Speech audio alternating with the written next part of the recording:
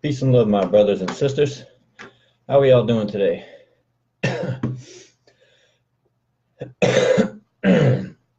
I'm doing well. Actually, I'm doing better than well. I'm doing wonderful. Wunderbar. Anyways, a lot of us, of course, as the group says, on the whole journey of searching for your soulmate, your twin flame, whatever word you want to give to it. I mean, they are different things, and there's a whole bunch of stuff on the whole entire subject, which you can read and come up to your own conclusion on it. But it's not really anything you have to do, because the whole twin flame journey in itself, from everything that I have learned, and this has actually showed up in my life, so I'll give you a brief example on this one. First off is to get you in union with yourself. So that's where a lot of times, even though it may sound like a scary bad word, it's not. False twin flame, it's not. A lot of times that person is to come in, and you may not recognize it at first. I mean, they say truly you should be able to know your twin flame just by, but if you're not, if you have stuff going on and you're not locked into your intuition, you might not.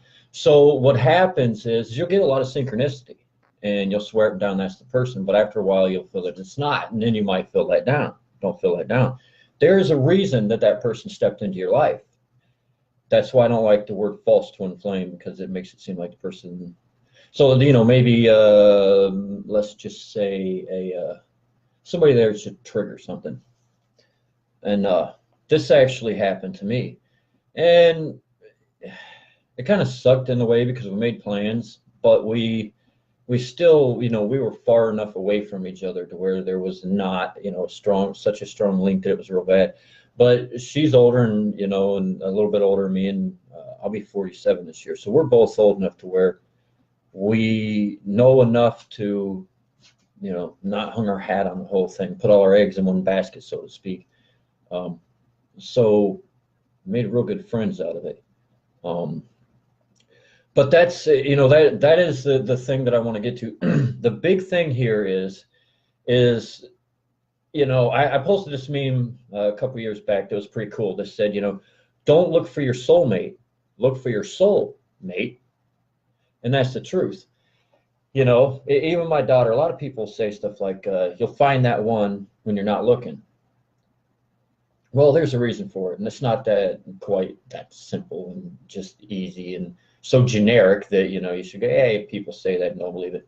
No, what the point is when you stop looking, your mind starts to go away from that thought pattern. You start to realize things within your life that you want to do, things that you need to reprogram, things you need to refix. You start working on yourself. That's when you find that person. See, what happens is think of it like the tuning fork. Here you are. You're all out of you're out of harmonic balance, man. You're not vibing right. It's like somebody just hit that tuning fork, and it's all a mess. But as you start working on these things, and you come and there you go, you start to come in balance. Now the vibration has got almost steel, because it's in tune. And here is that person you were looking for. They've been right here, vibing up here this whole time, while you're down here, and then all of a sudden you start to vibe, and boom, you've pulled in that energy. That person comes, or you come to them. So the whole big thing with all this soul searching is first, find yourself. Oh, and Anna, cool video, man. Nice to see that you did your first live thing there. And it's kind of funny, because I love when we all lock into, the universal energies. And I turned on that video, and some of what was going on in my mind for this video was things that you were saying. So yeah, you got to get yourself in tune and take care of these things. For me, I've always been pretty nice to myself, but even though, at times I've said, hey, I'm a nerd, or agree, I'm a dork sometimes, say shit like that and think it's funny, but not be trying to hurt myself. But you know what? You do hurt yourself. Hey, I'm fat, and you think it's cool for you to say it, No, man, you don't realize how damaging this stuff is to yourself. Your brain is like an open mic computer that just picks up everything, you know? So if you're around enough swearing and cussing, let's say in the middle of the night, back part of your brain's picking it up. They could not be talking to you. This guy could be arguing with some guy right here in your room. You're sleeping in the next room, and all you hear is F and this, and that, and this. Your brain has no idea who's talking to who. All it hears is this shit. And, you know, that shit starts to register as bad things about you. So you got to watch all that.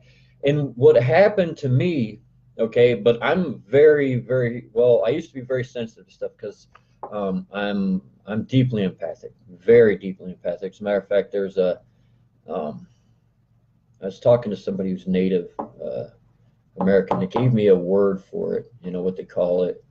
I can't remember, which is kind of interesting. You know, we're all American, you know, all us Americans are pretty mixed up. So, of course, you know, I'm mixed up with some Native American blood on the other side, but that doesn't really matter. The empathic thing actually runs within all humans, all the psychic abilities, everything's. You know, we're all divine creations that can do these things. It's just buried deeper within some than others. But when you develop yourself and take care of these things, then, you know, not only does people come in your life, but a lot of these paths that you're supposed to be on, these things that make you happy, they all start coming into your life because you're starting to vibe at the right frequency. You know, you are on your path. So there's really no point in searching for that. And here's the wild thing that happens with all this.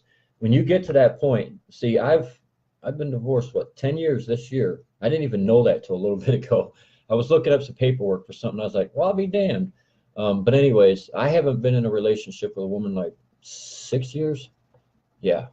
And it's no biggie to me. I was doing some stuff in my life and then doing more stuff in my life, doing more stuff in my life. And then this happened over these last few years where I've got to the point to where it's like, I seriously, if it's just me and the dog, it's not a big deal. And it's not one of them things that's like, yeah, that's just the way it is. No, I love myself. I really do. I've done a lot of work on who I am. And I am you. I am the tree. I am the air outside. I have felt this connection to everything. We are all part of the fractal energy, you know, that is creation, that is consciousness, you know.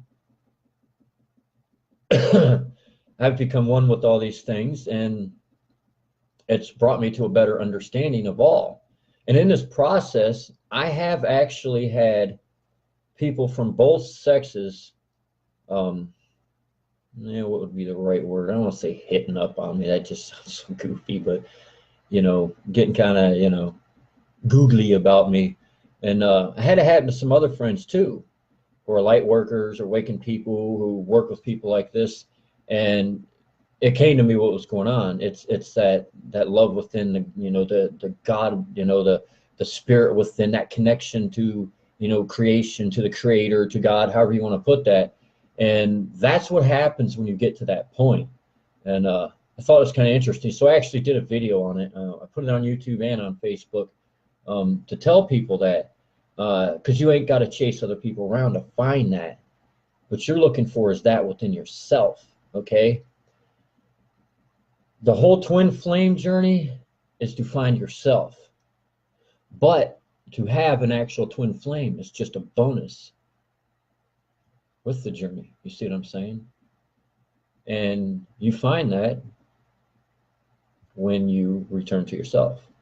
I tell a lot of people, pre-teen years, before then, you're not hit with all the societal structure things, you know, being taught you gotta, you know, it's school all the time, it's job all the time, it's this and that. So before that age, a lot of people are at their true selves. That's why, you know, awakened people, anybody who wants to connect with somebody on that level, a lot of times, like, goes over to their friends' houses and they connect with the animals and the kids.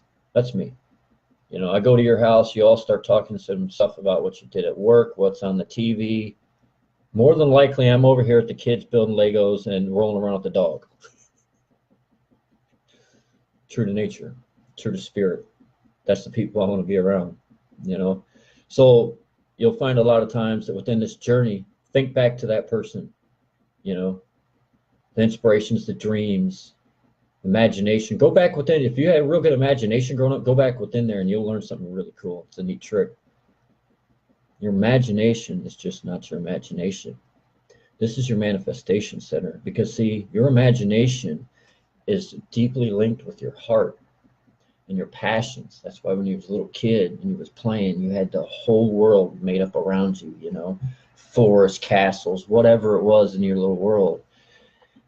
And you so deeply believe these things. So when you talk about manifestation, there is physical application, but there's a lot within the etheric, and the etheric goes into there. See, with meditation, there's active forms of meditation. And one of them is just not locking down to your breathing a certain way, but going ahead, getting your breathing right, and just sitting there and going into that world, you know, opening up that little door into Narnia, heading off in there for a while. That is a form of meditation.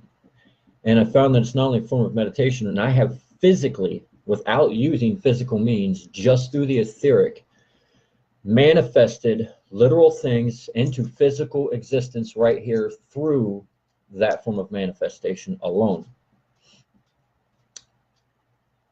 So go back there and play sometime. And you'll also realize when you go back there, you'll remember what all that stuff that you loved was, all them things that you were passionate about and really felt that were true and you could do in life. And you'll start connecting with those things. You'll start reprogramming yourself. And you'll stop looking for happiness elsewhere. It's not to say that you're going to turn around and say, ah, that's it, I'll be single for the rest of my life, or I don't need any friends. No, we're social creatures. We still all connect. Plus, we're all part of, you know, the whole universal grid. We're all connected anyway, so you want to connect with each other. But you don't need to feel like you have to. Like you have to have that other half in your life. That other half is you. You know? You won't feel like you have holes in your life. Fill them with your own love.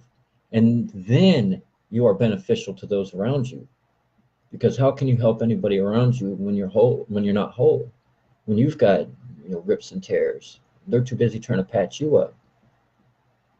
But when you're all right within yourself and you come around these people, then you can spread what it is coming from you just by being you.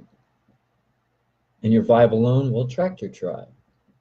That person you're looking for will come into your life. The friends that you want to be around will be there. See? So it all starts with you. One thing I used, knowing this process, but I wasn't warned of, I love her to death, my friend Marianne. But she sent me, she's actually an administrator in a group I got, but she sent me the Ho'oponopono prayer music meditation thing. It's a Hawaiian, it's a traditional Hawaiian prayer. It's a meditation thing. You can find it on YouTube, long version, short version. And it's just really beautiful music, you know, but because of higher self connection, like we've got a past life connection. I'm not going to really go into it, but we both know it, you know, we know what our connection was in the past life, and we know how deeply connected we are. And we have some interesting shit happen when we're talking, you know, we talk and there's something going on and our higher self's talking in the background, and it's just really a trip. But her higher self must have been connecting with mine and said, hey, he needs this. So anyways, I do this meditation. I come out of it. I'm typing on my computer. Hey, what was that all about? She's like, huh? What do you mean? I said, I'm typing this stuff in. I'm like, I can't believe what just happened, man. I said, I was doing this meditation. The music was beautiful. And I said, and then out of nowhere, I said, I started to like break down, like cry, like a little kid, you know, like a little kid doing that kind of stuff and shit, man. I was like, what the hell's going on? And, you know, and I did. I broke down. I cried, and I'm like, oh, sorry, I didn't mean to do it. So I was telling her about it. She said, oh, that's supposed to happen. I'm like, well, you know, it'd have been nice if you gave me warning. But what it was there is stuff that happens within you programming yourself. You don't even realize it, because the way this world is set up, it tells you that this is the way that it is. So you program yourself funny and you end up hurting yourself.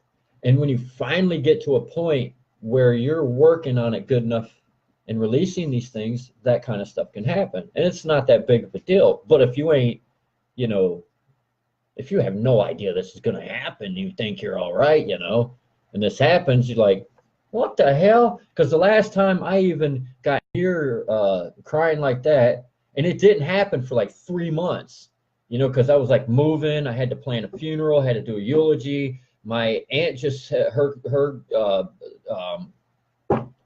son had just got murdered, so you know my cousin had just got killed. I was worried about my family. Well, my mom died. I'm not going to go into a long thing how, but anyways, she died. I found her. Had to set the funeral, do all this stuff, and I was just too busy doing things. After about 3 months, I did that. And that had been the only time I had cried like that since I was probably a little kid. And my grandma died, you know, I was like 9 years old. So, you know, it kind of tripped me out. I was like, what the? But it led to a process that just kept going on and in different ways and stuff that got me right within myself.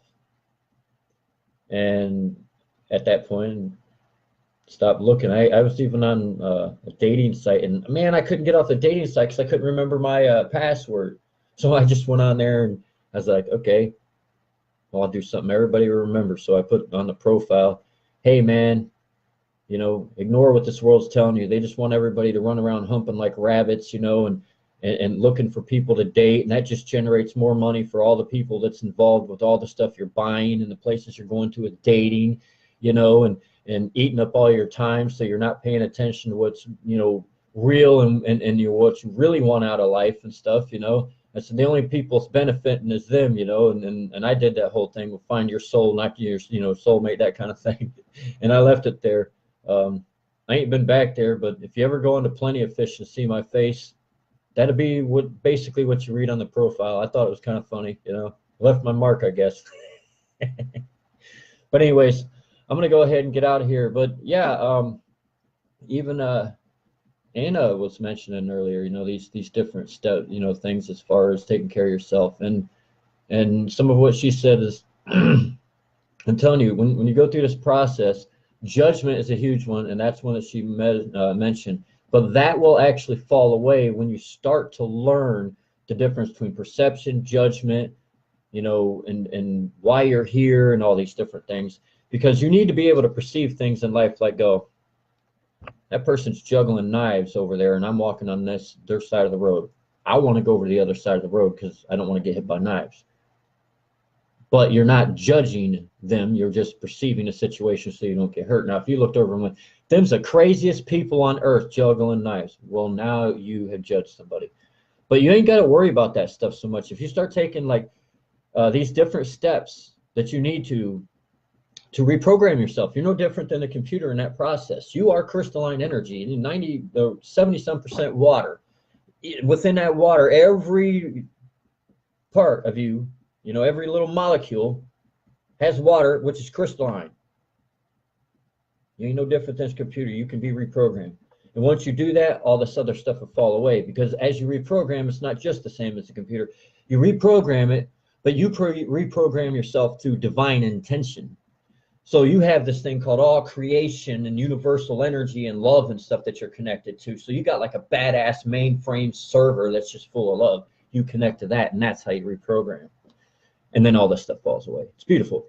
Anyways, much love to y'all. Yeah, have a great day, evening, whatever it is in your little part of the world. And I'm going to go back to whatever it is I'm doing, or maybe I'll float around interdimensionally. Hey, you can do that, by the way, and still be here. I wouldn't suggest walking across the street doing shit like that. Not a good idea. Good way to get run over. But anyways, I love y'all. Have a good one.